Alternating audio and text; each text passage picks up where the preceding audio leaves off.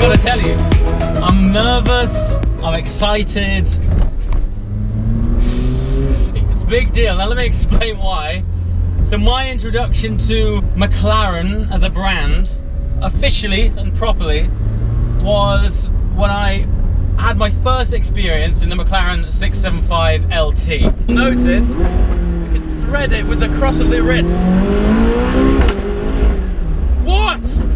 Now for those of you who have watched that video, it was out in Tenerife, and I approached that car with no expectations at all. I was given the keys at the last minute, I jumped in it, and what transpired was my brain being warped. I literally put my money where my mouth is, and I just had to hunt down a 675 LT. Now, we are little over 7 months later, and here I am driving the successor to the 650S. It's important to say that because despite the specs of this car on paper, it outdoes the LT in pretty much every area. It's not designed to replace that car. The LT is a more focused, raw driver's car.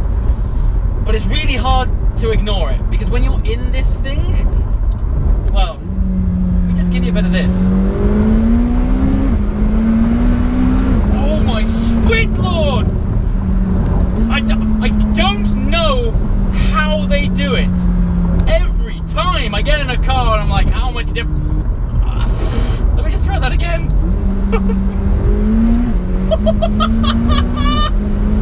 Oh god, I've got to back off. I've got to back off. This is a joke. Whew. Oh, it's unbelievable. The poke that this thing has is crazy. So, 720S, 720 stands for 720 PS in horsepower, that's 710 horsepower. We have an upsized engine. We've gone up from the 3.8 litre to a 4 litre twin scroll turbocharged engine. What? By the grace of physics, how do you do that? I swear to you, I can almost feel my diaphragm compressing against the seat when I accelerate in this thing. Just check this out. Oh! If this thing had wings, we would fly.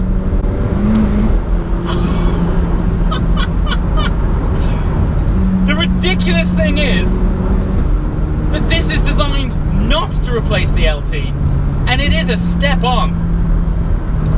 Oh, the gear shifts as well are absolutely rapid. Mother! Oh, and it pops and cracks. One thing to note, the 720 that I'm driving has not been fitted with the optional sports exhaust system. Now, I've got to say, when you plant your right foot, it's such an attack on the senses. Good God! I gotta slow it down. Stunt pilots and air racers, they use breathing techniques in order to help them not pass out under G-forces. I can't help but think those techniques wouldn't go amiss right now.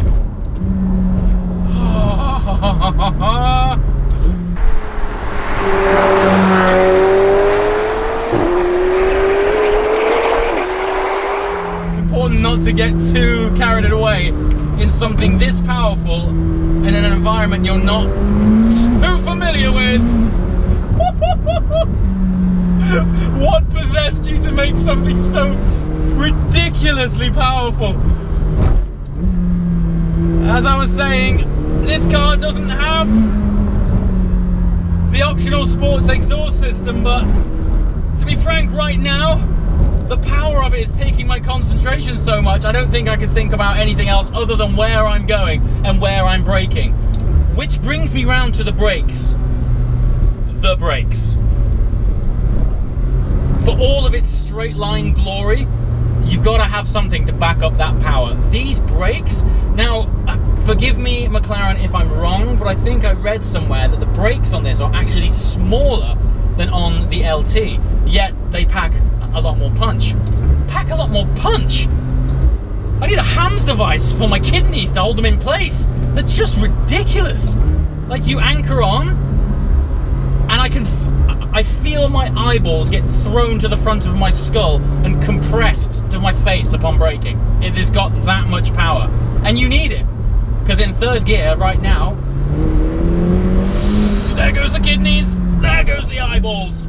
Kidneys, eyeballs, oh Lord!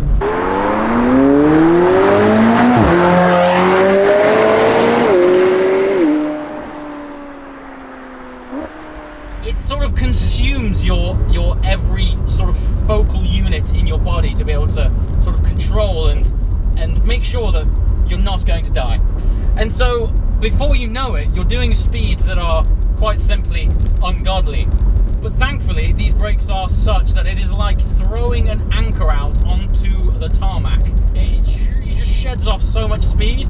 And so, yes, you've got all this fantastic power and vast torque, but you're not overly afraid. I have driven cars in the past where the focus has been on all the go and no slow. And I know I'm putting a lot of time and effort into discussing the characteristics of these brakes. By God, are they impressive. Now, normally I'm all about taking you along for the driving experience, but I feel because this car is such a tech tour de force that it would be wrong of me to neglect some of the standout features. This screen has to be number one. It has this folding, retractable cluster. Two reasons for that. When you put it into track mode, it folds away, like so.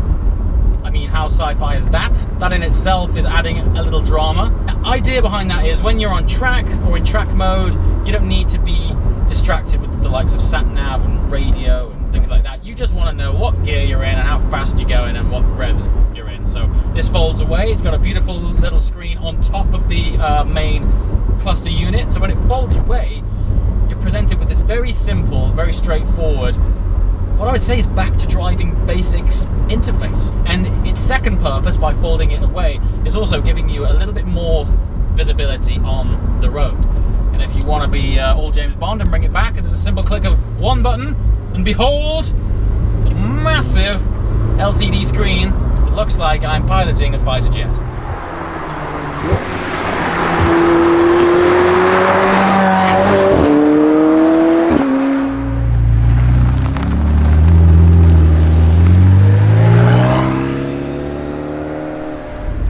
Okay, let's talk aesthetics, shall we? Now, I know the way something looks is often typically very subjective and personal. I'm going to go out and say that as a whole, this thing is pretty damn good looking. Now, let's cover off the controversial points first. The light sockets. Now, it's great because it's unlike anything I've ever seen. It really makes this car unique and stand out. But, you know, in typical McLaren style, everything has a purpose. It's not just there for aesthetics' sake. To the degree that those eye sockets or those light sockets are inverted and hollow to allow air through. Directly behind the LED clusters sit little radiators. And it's there to allow air to flow through those lights and cool components of the car. So while it looks cool, and I actually think it looks great, it's the most controversial part of the car. What I will say is that on photographs, it really doesn't do it justice. You have to see the architecture of these headlights for it all to sort of click and make sense. But I fully agree, on photographs it does look a bit weird. But sculpturally, as a whole, this thing's a work of art. The doors are magnificent. When you open them, you can see through them. They're like hollow. The amount of sort of air channeling and aerodynamic sculpture that's gone on with this car is truly breathtaking, and as a result, the components of it are beautiful. The rear has such a fabulous stance, and there's just a lot of flowing movements of, well, basically practical aerodynamics that, as they say, form follows function, and this thing must be incredibly functional because its form is fabulous. And let's talk about the inside. Well, this feels like I'm taking a look at a prototype that's not out for the next 3 years. It is a complete leap on. And switchgear, every touch point, everything that you interact with has been machined out of a beautiful material. be it the tips on the air vents, the switch gear. Everything's lovely. And the gear shifts. Now, I was told that there's been quite a significant improvement on shift time, even versus the LT, which, by my experience,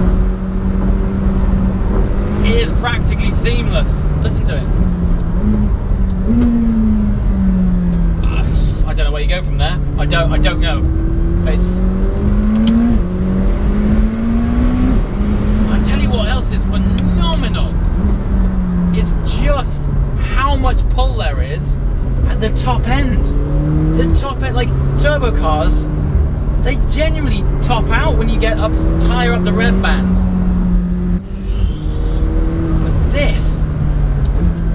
Oh. Okay, so we've come into some traffic. I'm going to dial this down to sport and try my best to conclude. Look, when you dial it down, that screen comes back up. It's a vast array of awesomeness. So how do I conclude this car? It's not easy, and I'll tell you why.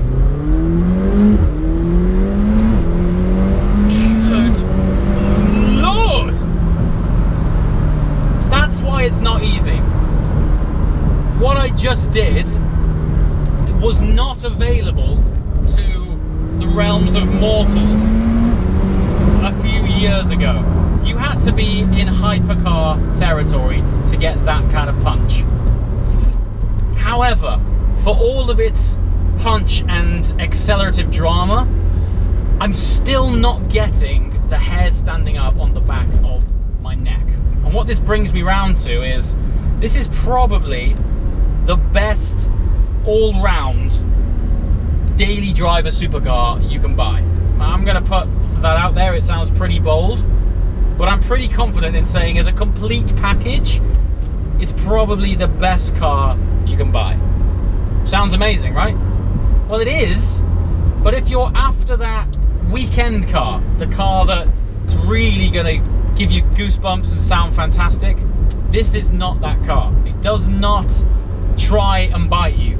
And if you're not looking for that in a supercar experience, then I don't think you can beat this thing. It is beyond unreal how capable, and its breadth of ability is so wide, it's hard to decipher where the GT car ends and the hypercar begins. It really does blur the lines between something that a few years ago I don't think you would have been able to develop.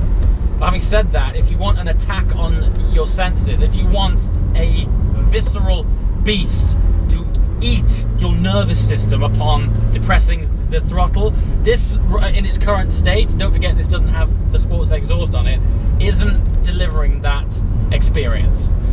We got to remember, there's probably one day going to be an LT version of this car, so you've got to cut these guys a bit of slack and say they've got to leave room for potential improvement down the line. But the way it stands, you could drive this thing every single day, do your shopping, spank a Veyron on the way home, and then take the kid to football while visiting grandma. Its ability is that vast, and for that you have to applaud these guys, because the supercar market right now is well saturated with cars that have quite a broad breadth of ability, but not with the performance of this and the practicality of this. It is truly game-changing. As always, guys, thanks for watching. See you next time. Ciao.